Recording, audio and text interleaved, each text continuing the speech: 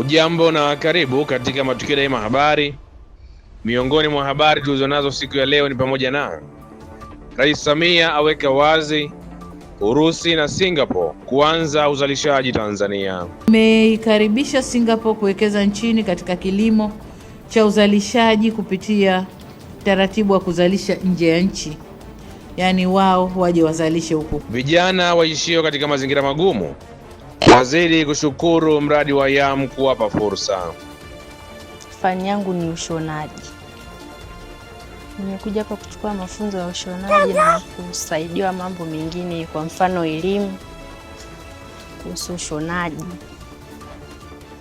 Serikali yaagiza tathmini ya ujenzi wa soko Kipawa. Mwenyekiti, nitumie nafasi pia ya kumsisitiza mkurugenzi wa JIRA Dar es Salaam, najua wana uwezo na dhamira wanayo na uwezo wanao, wafiki katika eneo la kata ya Kipawa, waainishe eneo kama halipo ili tuweze kukubaliana kuanza kutenga fedha kwa ajili ya ujenzi wa soko katika kata hiyo yenye wananchi wengi huduma hiyo. Na katika michezo, Profesa Shemdoe azindua mashindano ya UMITASHUMTA Iringa. Ninatamka rasmi kuwa mashindano ya michezo ya UMITASHUMTA na UMISETA kitaifa kwa mwaka 2026 yatakayofanyika hapa mkoani Iringa yamefunguliwa rasmi. Habari za wakati huu, mtazamaji wa Matukio Daima Media, nikukaribisha katika Matukio Daima Habari kwa siku ya leo, na tutakao kusomea habari hizi. Jina langu ni Emmanuel Manonga na mimi ni Rehema Salim. Kwa pamoja tunakukaribisha tuwe sote kuanzia mwanzo hadi tamati mwa taarifa hii ya habari. Rais wa Jamhuri ya Muungano wa Tanzania Daktari Samia Suluhu Hassan amesema Tanzania inaendelea kuimarisha ushirikiano wa kimkakati na mataifa mbalimbali ikiwemo Singapore na Urusi katika sekta ya uzalishaji, hatua inayolenga kukuza uchumi na kuimarisha usalama wa chakula nchini. Kauli hiyo ameitoa Ikulu jijini Dar es Salaam hii leo wakati wa mkutano na waandishi wa habari uliofanyika sambamba na mapokezi ya Rais wa Jamhuri ya Singapore Tharman Shanmugaratnam na kuikaribisha Singapore kuwekeza katika sekta ya kilimo cha uzalishaji kupitia utaratibu wa kuzalisha nje ya nchi. Uzaji wa mazao ya chakula kutoka nchi mbalimbali na ushirikiano katika kuimarisha usalama wa chakula katika nchi zote mbili. Katika mwelekeo huu nimeikaribisha Singapore kuwekeza nchini katika kilimo cha uzalishaji kupitia taratibu wa kuzalisha nje ya nchi, yaani wao waje wazalishe huku kwetu, halafu tutakuwa tunasafirisha kama vile tulivyokubaliana na Urusi, na kwamba Urusi sasa imeanza uzalishaji wa ndizi ndani ya Tanzania na watakuja na mazao mengine, nao tumewakaribisha katika mfumo huo. Tulizungumzia pia ushirikiano wa biashara kikanda na tulikaribisha wazo la serikali ya Singapore la kutaka mazungumzo na jumuiya yetu ya Afrika Mashariki kwenye masuala ya ushirikiano katika eneo huru la biashara. Nami kwa niaba ya wakuu wengine wa nchi nimekaribisha wazo hilo na nimemwambia tuko tayari kufanya mazungumzo kwenye eneo hilo. Baadaye tulihitimisha mazungumzo yetu na nikamshukuru Mheshimiwa Rais Tharman Shanmugaratnam kwa kuja Tanzania. Ni ziara ya kwanza ya Rais wa Singapore kuja Tanzania. Anatufungulia na sisi njia. Lakini tunakuza mawasiliano. Singapore ni nchi ndogo lakini nzito sana kiuchumi. Kwa tukionekana tunafungua mawasiliano na nchi kama hiyo, inakuza jina letu Tanzania. Baada ya kusema hayo, nimkaribishe sasa Mheshimiwa Rais na yeye aseme. Namna tukirejea mkoani Iringa, vijana waishio katika mazingira magumu wanaosaidiwa na mradi wa Youth Agency in Mufindi YAM wameeleza kuwa elimu wanayopatiwa inawasaidia katika kutafuta fursa na kujitegemea kiuchumi.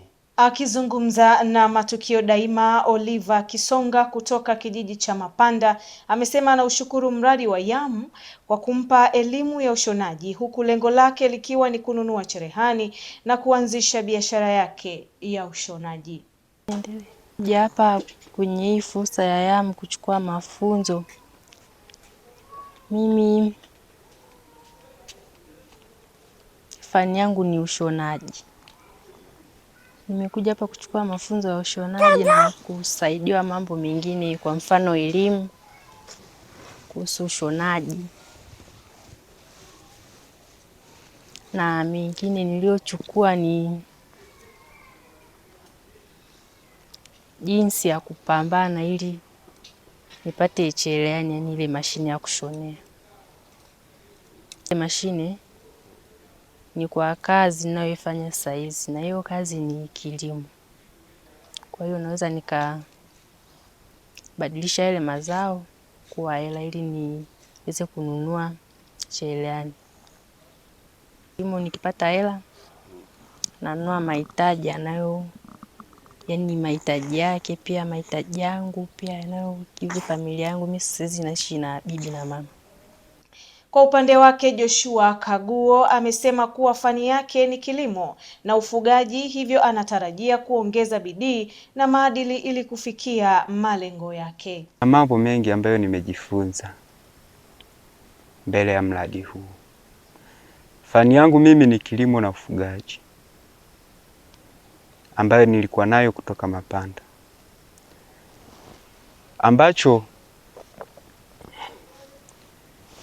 ninatarajia ni kuongeza bidii na maadili ili nifikie katika malengo, niwe mkulima mkubwa, pia niweze kujiendeleza katika biashara. Serikali imemwagiza mkurugenzi wa jiji la Dar es Salaam kufika katika kata ya Kipawa na kufanya tathmini ya uwezekano wa kujenga soko litakalowahudumia wakazi wa eneo hilo ambao kwa muda mrefu wamekuwa wakikabiliwa na changamoto ya kupata mahitaji muhimu kutokana na kutegemea masoko ya kata ya jirani. Kauli hiyo imetolewa bungeni jijini Dodoma na naibu waziri wa ofisi ya waziri mkuu, tawala za mikoa na serikali za mitaa TAMISEMI, Festo Dugange, alipokuwa akijibu swali la mbunge wa jimbo la Segerea Agnesta Kaiza, ambaye alitaka kufahamu ni lini serikali itawajengea soko wakazi wa kata ya Kipawa jijini Dar es Salaam. Mheshimiwa Agnesta Kaiza, swali la nyongeza. Mheshimiwa Mwenyekiti, nikushukuru kwa kunipa nafasi ili nami niweze kuuliza swali dogo la nyongeza. Mheshimiwa Naibu Waziri, kwanza naomba nikupongeze kwa jinsi ambavyo umekuwa ukijibu maswali ya waheshimiwa mabunge yanayohusu changamoto za wananchi wetu kwa ufasaha mkubwa sana, na kupongeza. Nina swali dogo la nyongeza. Mheshimiwa Naibu Waziri, kata ya Kipawa ndani ya jimbo la Segerea, kata yenye wakazi zaidi ya 77, haina soko kabisa. Ningeomba kufahamu, na kwa kuwa jiji letu la Dar es Salaam kwa maana ya halmashauri ya Ilala tuko vizuri chini ya mkurugenzi wetu kimapato, hatuna shida kabisa.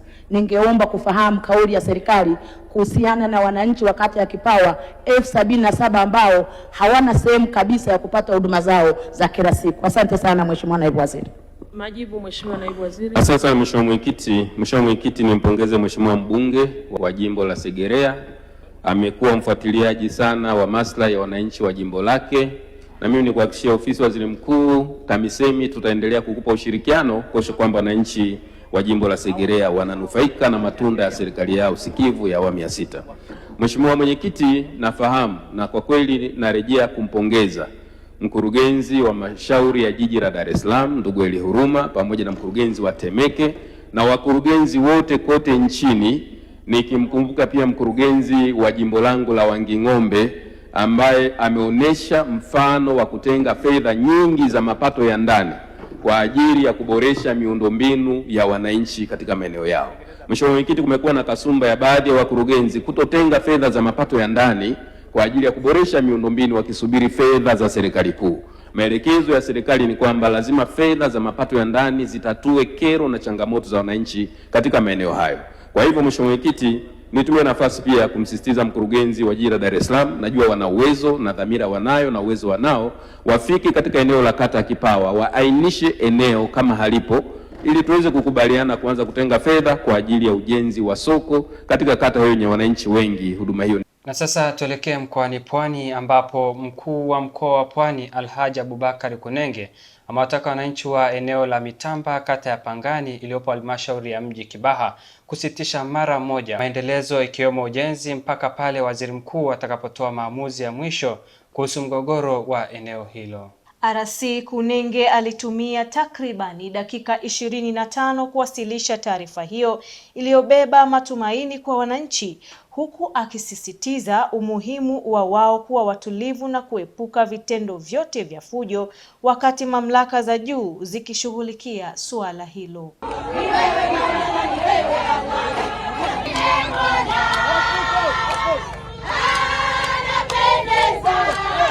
Tunajua hapa kuna maamuzi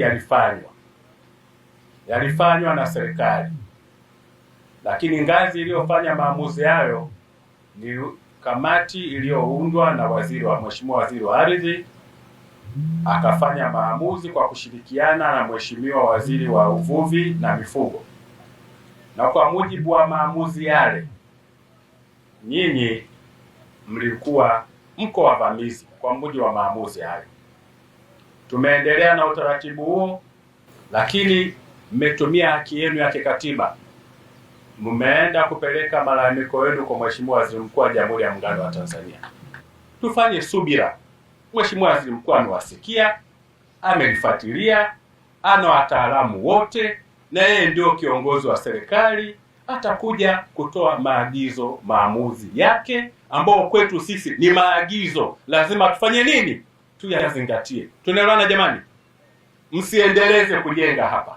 Tusifanye fujo, tusiendelee kuongeza vibanda, tutulie. Mheshimiwa Waziri Mkuu atakuja hapa, amewasikia, analijua vizuri swala hili. Hata leo kuja hapa mimi anafahamu. Tulieni, msifanye fujo, msiendelee kujenga, tulieni hali kama ilivyo. Atakuja atatoa maagizo, akisema haki ni ya kwenu, sisi kazi yetu ni kutekeleza. Akisema vinginevyo, kazi yetu ni kutekeleza. Ndio utawala wa sheria na ndio utaratibu wa kawaida. Tumeelewana jamani? Tunamsubiri, sisi ni watu wa amani, na ndio maana tujafanya fujo. Waziri mkuu aje hatuone sisi, atatue mgogoro huu, na taarifa zetu wanazo, na ametuma naibu waziri, amefika hapa akasema anapeleka swala letu kwa dharura. Sisi tuko hapa kwa niaba ya kumsubiria waziri mkuu, na naibu waziri wa TAMISEMI ameshakuja hapa, naibu katibu mkuu ameshakuja. Jumuiya ya shule za msingi na sekondari nchini zimeshauriwa kuanzisha mradi wa bustani nyumbani maarufu kama greenhouses ili kuhakikisha upatikanaji wa mboga na lishe bora kwa wanafunzi kwa mwaka mzima. Akizungumza baada ya kutembelea shuleni hapo, Innocent Mbunga, afisa ugavi Vipamaru, amesema kuwa utekelezaji wa miradi hiyo utasaidia kuimarisha afya za wanafunzi na kuongeza ufanisi wao darasani kutokana na upatikanaji wa chakula chenye virutubisho vya kutosha. Greenhouse inatumika kuzalisha mboga. Manake sisi kauli mbiu yetu usalama wa chakula na lishe bora. Usalama wa chakula tunaanzia wapi? Tunaanzia huku, ili kusudi mtu uwe vizuri na utimamu wa darasani. Manake mtu unakula mboga za kutosha, umeona? Na ndio maana tunaanzia kuwafundisha huku ili kusudi je viwe vizuri, kwamba hata majumbani mkamfundisha hata mama. Sio unaweza usitumie kwa gharama hii, lakini kuna ambazo zina gharama ndogo. Changamoto iliyokuwepo awali ambapo shule ilikuwa inajihusisha na swala ya bustani ya mboga, lakini walikuwa wanategemea tu mvua kipindi cha masika, make kilimo cha msimu, kwa sababu walikuwa hana uhakika kuweza kupata greenhouse au kitu kinachoweza kusaidia kulima hata wakati wa masika. Licha ya kuwa aina hii ya bustani ni mpya kwa shule nyingi za msingi na sekondari mkoani Rukwa, lakini mapokeo yakawa chanya kwa walimu na wanafunzi hawa wanaosema kuwa ni faida kwao, lakini pia kwa afya zao. Hapo mwanzo tulikuwa tunapitia changamoto ya udumavu, yani kutokupata lishe bora, lakini greenhouse inaenda kutuongezea ile lishe, kupata lishe kamili ambayo inaweza kumpelekea mwanafunzi akawa vizuri kiakili na akaperform darasani. Inaweza kutusaidia kupata chakula bora, mboga kwa ajili ya kuimarisha afya kwa wanafunzi. Changamoto bado zipo nyingi, sio rahisi sana kwa serikali kuzibeba zote, na kama ambavyo serikali inazungumza katika wale mpango wa PPP, basi tuendelee kushirikiana kwa maana ya serikali lakini pia na mashirika binafsi tuendelee kushirikiana katika kutatua changamoto za Watanzania. Tanzania ni ya kwetu wote na sisi sote tutakuwa tushiriki katika kutatua changamoto hizo ambazo tunakutana nazo ili tuweze kukileta kizazi chenye tija. Na mtazamaji, na taarifa hiyo kutoka huko mkoani Sumbawanga inatupa nafasi ya kuelekea moja kwa moja viwanjani, ambapo waziri wa nchi ofisi ya waziri mkuu tawala za serikali za mitaa TAMISEMI Profesa Riziki Shemdoe amesema kuwa mashindano ya UMISETA na UMITASHUMTA ni hazina muhimu kwa taifa letu. Amezungumza hayo leo Juni 9, 2026 wakati akifungua mashindano ya michezo ya Umoja wa Michezo na Taaluma Tanzania kwa shule za msingi na sekondari yanayofanyika kitaifa mkoani Iringa. Kwa hivyo msiache pia kutumia fursa ya kujipatia vipaji wakati wa mashindano haya. Maafisa michezo na maafisa utamaduni, wekeni mpango madhubuti wa kuhamasisha michezo hii katika maeneo yenu kwa kuwa na maeneo maalum ya kutizamia michezo hii, ambapo pia itakuwa ni eneo la kupata fursa ya kufanya biashara ndogo ndogo wakati wa michezo hiyo. Ninapohitimisha hotuba hii, napenda kusisitiza tena kuwa mashindano haya ya UMITASHUMTA na UMISETA ni hazina muhimu kwa taifa letu.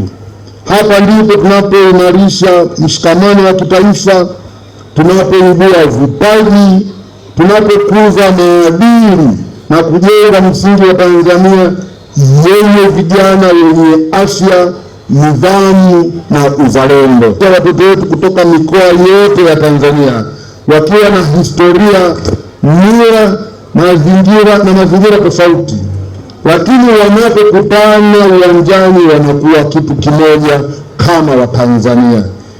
Hili ni jambo kubwa sana kwa ustawi wa taifa letu. Ninatarajia serikali kuwa ushiriki wenu katika mashindano haya utakuwa mwanzo wa safari kubwa ya mafanikio katika kuimarisha maisha yenu na ya baadaye. Wapo miongoni mwenu watakao kuja kuwa wachezaji wa timu za taifa, viongozi wa michezo, wataalamu na mabalozi wa Tanzania duniani. Kwa upande wake, mkuu wa mkoa wa Iringa Heri James amewahakikishia washiriki wote wa mashindano hayo kuwa hali ya usalama mkoani humo ni wa kutosha. Mtapata nafasi ya kuipata hewa safi ambayo haihitaji air condition. Hewa safi kabisa ambayo hewa hii ina faida zake mbili. Faida ya kwanza, hakuna maambukizi ya malaria kabisa. Sisi hapa tuna maambukizi ya malaria zero. Kwa hatuna mashaka kwamba hata wale waliozoea malaria huko pembezoni huko, hapa Iringa malaria itawakimbia. Tuipigie makofi Iringa kwa kupambana na mazalia ya malaria. Lakini pia naomba niwahakikishie, kama mlivyowasikia viongozi wetu wa dini wakiongozwa na Baba Askofu Mihali, tunawaombea afya njema wote mliokuja hapa. Tunawahakikishia ushirikiano kwa siku mtakazokuwa hapa, lakini pia tumejipanga kuhakikisha huduma bora na za haki zinatolewa katika maeneo yote, ili kila mshiriki ndani ya maeneo ya viwanja na nje ya maeneo ya viwanja huduma bora ziendelee kupatikana. Lakini pia nichukue fursa hii kuwahakikishia wadau wa michezo ambao wamekuja kushuhudia michezo hii kwamba tuko tayari kuwezesha kwa njia yoyote ile namna bora ya kuviona vipaji, kuvilea vipaji na kuwa msingi wa mahusiano baina ya vipaji vilivyoonekana na mashirika yaliyokuja kuona vipaji hivyo. Na nikutoe mashaka Mheshimiwa Waziri kwamba tunayo makampuni na mashirika mbalimbali ambayo yanajihusisha na michezo ambayo yamekuja kwenye UMITASHUMTA mwaka huu hapa Iringa ili kuweza kujionea na hatimaye kuvuna vipaji vya watoto walioko hapa. Sisi kama mkoa tumejipanga kikamilifu kuhakikisha kwamba vipaji vitakavyoonekana vya Iringa na nje ya Iringa tuna facilitate makubaliano yaliyopo ili timu, klabu ama jumuiya zilizokuja kuona vipaji hivyo basi zinawajua vijana hao na zinapata taarifa zake, ili baada ya haya mashindano vijana waendelee kunufaika, kulelewa katika taasisi mbalimbali za michezo ndani ya nchi yetu. Kabla ya kumaliza salamu zangu, na nimeamua nitoe salamu fupi kwa sababu ratiba yetu leo ni ngumu na ninafahamu Mheshimiwa Waziri pia unayo majukumu mengine. Mimi kwa niaba ya serikali niwahakikishieni wananchi wenzangu wa mkoa wa Iringa, tumepewa heshima ya miaka mitatu. Tumeanza mwaka jana, huu ni mwaka wa pili. Heshima hii ni kubwa. Tukawe wakarimu kwa wageni wetu, tuwatendee wema na ukarimu ulio bora zaidi, lakini pia tuhakikishe usalama unaendelea kuwepo ili wageni wetu waendelee kuwa salama. Kwa wafanyabiashara na watoa huduma wa mkoa wa Iringa, kama ambavyo tumekushajipanga kabla, tuhakikishe wananchi wetu wanapata huduma bora, wageni wanapata huduma bora, ili kila mmoja aone raha na furaha ya kuwa ndani ya mkoa wetu wa Iringa. Vyombo vyetu vya usalama viko tayari kwa dharura ya aina yoyote itakayotokea, lakini pia huduma zetu za afya zinapatikana wakati wowote wa dharura inapotokea. Na mwisho, ofisi zote za umma zinafahamu juu ya ugeni huu mkubwa ulioko hapa. Kwa hiyo ukipata changamoto, nenda ofisi yoyote iliyoko jirani na wewe, utakaribishwa, utahudumiwa na tutakufikia. Asitokee yoyote akawa mnyonge atakapokuwa Iringa. Iringa ni ya Watanzania na imejiandaa kuwapokea wageni na kuishi na wageni kikamilifu kwa siku zote hizi. Jipigeni makofi mengi tena na karibuni sana katika mkoa wetu wa Iringa. Na huo ndio mwisho wa taarifa habari kutoka Matukio Daima TV. Kabla ya kufikia tamati, tupate kwanza muhtasari wake. Hujambo na karibu katika Matukio Daima habari. Miongoni mwa habari tulizonazo siku ya leo ni pamoja na Rais Samia aweka wazi Urusi na Singapore kuanza uzalishaji Tanzania. Tumeikaribisha Singapore kuwekeza nchini katika kilimo cha uzalishaji kupitia taratibu wa kuzalisha nje ya nchi, yaani wao waje wazalishe huku. Vijana waishio katika mazingira magumu wazidi kushukuru mradi wa YAM kuwapa fursa. Fani yangu ni ushonaji. Nimekuja hapa kuchukua mafunzo ya ushonaji na kusaidiwa mambo mengine, kwa mfano elimu kuhusu ushonaji. Serikali yaagiza tathmini ya ujenzi wa soko Kipawa. Mwenyekiti, nitumie nafasi pia kumsisitiza mkurugenzi wa JIRA Dar es Salaam, najua wana uwezo na dhamira wanayo na uwezo wanao, wafiki katika eneo la kata ya Kipawa, waainishe eneo kama halipo ili tuweze kukubaliana kuanza kutenga fedha kwa ajili ya ujenzi wa soko katika kata hiyo yenye wananchi wengi huduma hiyo. Na katika michezo, Profesa Shemdoe azindua mashindano ya UMITASHUMTA Iringa. Ninatamka rasmi kuwa mashindano ya michezo ya UMITASHUMTA na UMISETA kitaifa kwa mwaka 2026 yatakayofanyika hapa mkoani Iringa yamefunguliwa rasmi. Na mtazamaji, mpaka hapa ndo mwisho wa tamati ya taarifa yetu ya habari kwa siku ya leo. Kwa niaba ya wote walioandaa na kuchakata taarifa hii ya habari, jina langu ni Emmanuel Manonga. Na mimi ni Rehema Salim. Tukutakie usiku mwema. Unaweza kuwa umefika Iringa mara kadha na ukawa unatafuta mahali ambapo unahisi moyo wako unaweza kusikia vizuri zaidi. Sasa hapa Iringa mjini ukifika mkabala na stendi kuu ya mabasi ya zamani, utakutana na jengo refu. Hilo jengo si mahali pengine popote, hapo ni Lumilo Classic Hotel and Tours. Hapo ni mahali ambapo utahitaji kupumzika. Kuna nafasi za kutosha, vyumba karibu 80, lakini huduma za kwake ni nzuri na ni rahisi tu hapo kama una shughuli zako za mjini kutoka kuingia, na usina gharama nyingine yeyote, na ukahisi kwamba maisha yako mazuri sana. Nikwambie kitu, life is beautiful. Staying is believing place in your hearts. Karibu mtazamaji wa Matukio Daima. Clock Tower Kefu ni moja tu. Tofauti ya Clock Tower Kefu na sehemu nyingine ni moja. Kwanza, Clock Tower Kefu wahudumu wake ni wacheshi, lakini huduma zao ni bora kuliko, lakini kubwa zaidi kwamba vitu vyao vyote vinavyouzwa Clock Tower Kefu ni bei nafuu kuliko. Usiulize wapi kefu nzuri, uliza tu Clock Tower Kefu.